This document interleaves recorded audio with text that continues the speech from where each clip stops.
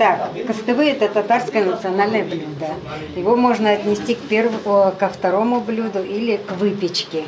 Берем 200 грамм КТК, вот, 100 грамм растительного масла, вот, килограмм муки, вот, и щепоточку соли. И замешиваем тесто не очень густое, вот, эластичное тесто. И вот потом это тесто, значит, делим на кусочки, делаем жгутики, затем нарезаем на маленькие кусочки, делаем шарики, после чего вот, катаем лепешечки из этих шариков.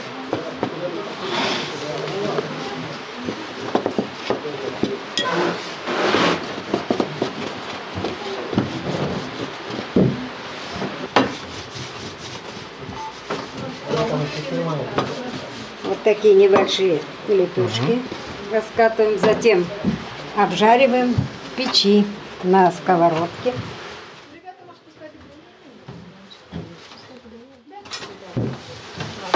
С одной стороны или с обеих? Да, обжариваем с двух сторон на огне.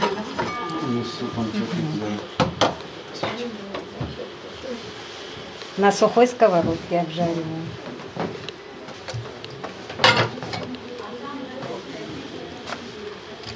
А для чего катык нужен в тесте? Что будет, если без КТК сделать? Можно на кефире, но катык у нас уже традиционное дойдет. Тесто это нежное, вкусное, душистое получается, когда на катыке. Вот. Можно, конечно, на простокваше, на кефире.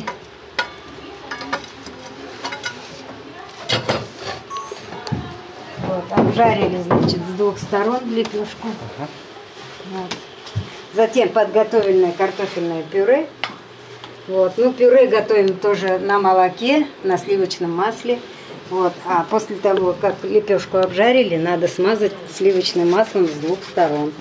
Чтобы вот, помягче было. Да, чтобы мягкое было и душистое, вкусное. Вот. Вы прям щедро кладете картошки. Ну, костылы должен быть таким пушистым, мягким.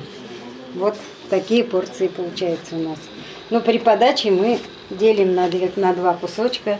Можно и обжаривать. Вот что это обжаренное вам. Вот берем так. Также ставим в печь.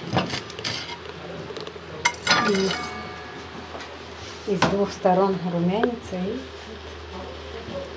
это уже на любителя. Костывы можно еще подавать с бульоном, как второе блюдо. А как с бульоном? Просто бульон и костыбы?